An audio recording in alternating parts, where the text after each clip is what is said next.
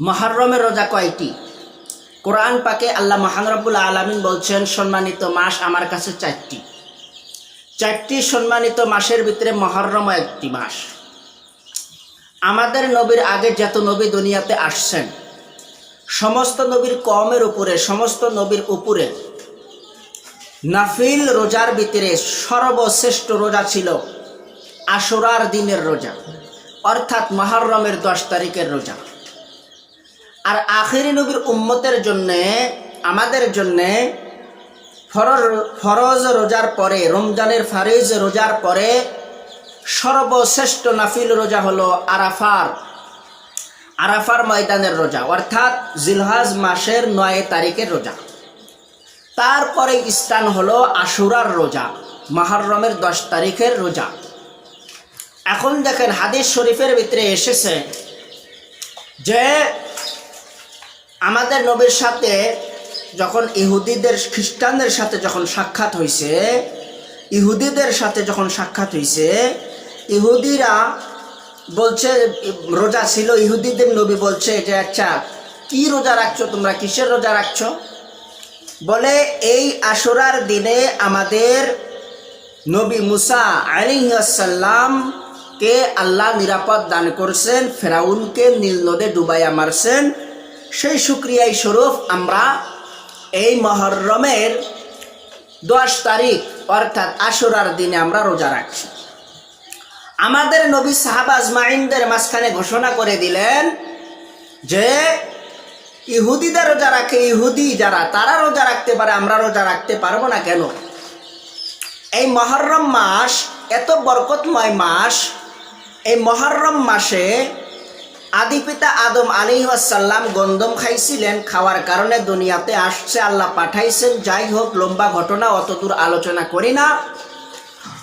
যখন আমাদের আদি পিতা আদম আলাইহিস সালাম আল্লাহর কাছে অনেক কান্নাকাটি করার পরে যেই দিন আদি পিতা আদম আলাইহিস সালামের তওবা কবুল হইছেন, ওই দিন আশুরার দিন ছিল, 10 মুহররমের দিন ছিল, মুহররম মাস ছিল। এবং হযরত ইব্রাহিম আলাইহিস সালামকে যে অগ্নিকুণ্ডতে ফালানো হয়েছে, অগ্নিকুণ্ড থেকে আল্লাহ যে নিরাপদে বাহির করাইছেন, ওই দিন আশুরার 10 তারিখ ছিল। ওই দিন 10 মুহররম ছিল, আশুরার দিন ছিল। নূহ আলাইহিস সালামের জাতির উপরে যে গজব আল্লাহ দিছিলেন, তুফান দিয়া সব ধ্বংস করে দিছিলেন, নূহ আলাইহিস সালামের জাতিকে মুক্তি দান করছেন। ওই দিন 10 আশুরার দিন ছিল, মুহররমের মাস ছিল। এই মুহররম মাসে আজ ইদানিং মানুষ ভাবে যে মুহররম মাসে হুসাইন রাদিয়াল্লাহু আনহুমা কারবালার ময়দানে শহীদ হয়েছেন, হুসাইন হাসাইন শহীদ হয়েছেন। তাদের উপলক্ষে মুহররম মাসটি দামি মাস, মুহররমের 10 তারিখ দামি তারিখ। না না না না, এই মুহররম মাসের ভিতরে অনেক ঘটনা ঘটছে। এই মুহররমের ভিতরে অনেক ঘটনা ঘটছে। মুহররমের 10 তারিখ অর্থাৎ আশুরার দিন অনেক ঘটনা ঘটছে। অতদূর আলোচনা করি না, বহুত ঘটনা ঘটেছে। কিন্তু মাহতারাম দোস্ত বুজুর্গ, এই মুহররম মাসের ভিতরে ইহুদিরা একটা রোজা রাখেন আশুরার দিন। আমাদের নবী বলছেন হাদিসের ভিতরে যে মুহররম মাসে তোমরা একটা রোজা রাখিও না। যদি একটা রোজা রাখো তাহলে ইহুদিদের রোজার সাথে তোমাদের রোজা মানে মুসাব্বা লাগে, তাদের আমলের সাথে তোমার আমল মুসাব্বা লাগবে। মুসাব্বা লাগানো যাবে না। কাফিরের আমলের সাথে আমাদের আমল যেন মুসাব্বা না লাগে। মুনাফিক মুশরিকদের আমলের সাথে আমার আমল যেন মুসাব্বা না লাগে।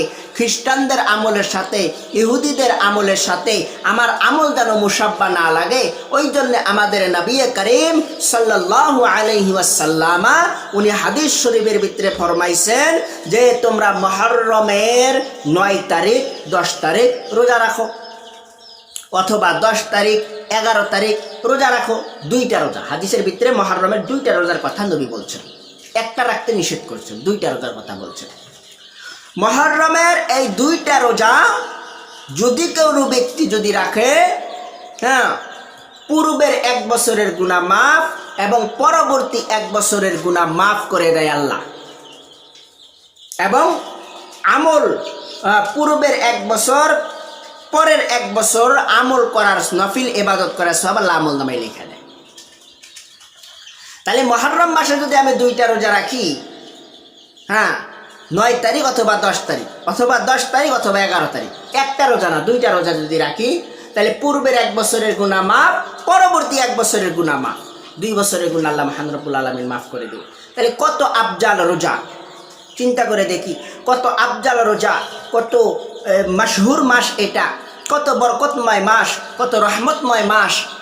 মাহতারাম দোস্ত বুজুর্গ, কিন্তু আফসোস হয় ইদানিং মুহররম মাসের ভিতরে দেখা যায় আশুরার দিন 10 তারিখ রোজা রাখার কথা ছিল, কিন্তু কতগুলা তারা দাবি করে আশিকে রাসূল, তারা দাবি করে হোসাইনি মুসলমান, কিন্তু তারা রোজা রাখে না।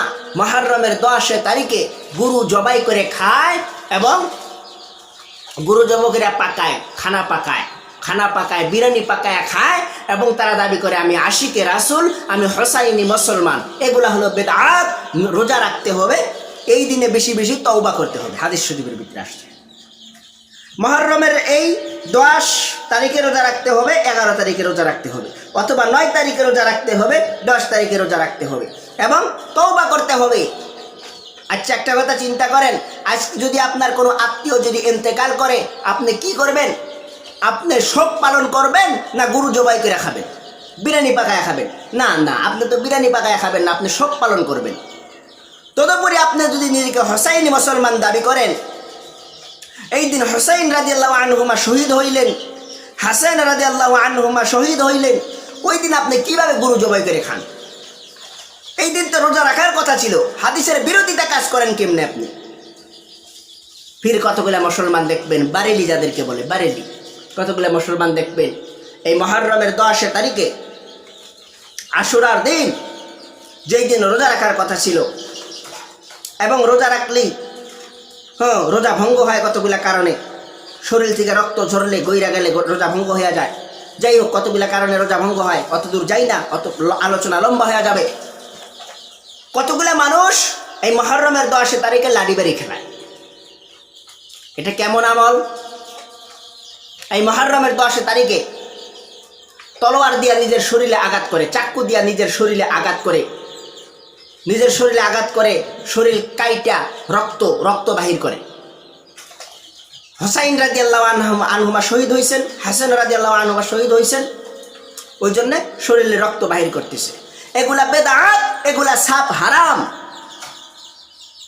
বুখারী কোরআন মাজিদের সূরা বাকারার ভিতরে আপনি দেখেন, আল্লাহ তো বলছে নিজের শরীরে আঘাত হানা এটা কবিরা গুনাহ, আত্মহত্যা করা এটা কবিরা গুনাহ, ইচ্ছাপূর্বকভাবে নিজের শরীরে আঘাত করা এটা কবিরা গুনাহ। আপনি তলোয়ার দিয়া কিভাবে নিজের শরীরে আঘাত করতেছেন, আর আপনি হোসাইনি মুসলমান দাবি করতেছেন? এটা তো ইসলামে নাই, এটা তো বেদাত। তো মাহতারাম দোস্ত বুজুর্গ, একটা কথাই বলবো, মুহররম মাস বরকতের মাস, 4টা মাস সম্মানিত মাসের ভিতরে মুহররমও একটি। ওই মুহররমের মাসের ভিতরে আমরা যদি পারি 9 তারিখে রোজা রাখবো, এবং মুহররমের আশুরা অর্থাৎ 10 তারিখে রোজা রাখবো, অথবা 10 তারিখে রোজা রাখবো, 11 তারিখে রোজা রাখবো। মুহররম মাসে আমরা 2টা রোজা রাখবো, এবং আমরা মুহররমের 9 তারিখ 10 তারিখ রোজা রাখলে 2টা দিন আমরা বেশি বেশি তওবা করব, অথবা 10 তারিখ অথবা 11 তারিখ রোজা রাখলে আমরা বেশি বেশি তওবা করব। আমরা বেদাত করি না, আমরা বেদাত যেন না করি। আমরা মুহররমের 10 তারিখের ভিতরে আমরা যেন নিজের শরীরে যেন আঘাত না হানি, আমরা মুহররমের 10 তারিখের ভিতরে আমরা যেন গরু জবাই করে না খাই, মুহররম যেন না করি। মুহররম করা এটা কেমন কথা? আর একটা কুসংস্কারের কথা বলি, মা বোনরা বলে যে মুহররম মাসের ভিতরে খাতা সিলাই করা লাগে না, মুহররম মাসের ভিতরে কোনো জায়গাতে হুই ঢুকানো যায় না, হোসাইন হাসাইন রাদিয়াল্লাহু আনহুমা বলে দুঃখ পায়। এটা কেমন কথা, কেমন কুসংস্কার? এগুলা সব কিছু আমরা বাদ দিব, আমরা হাদিস কোরআন অনুযায়ী আমরা জীবন যাপন করব।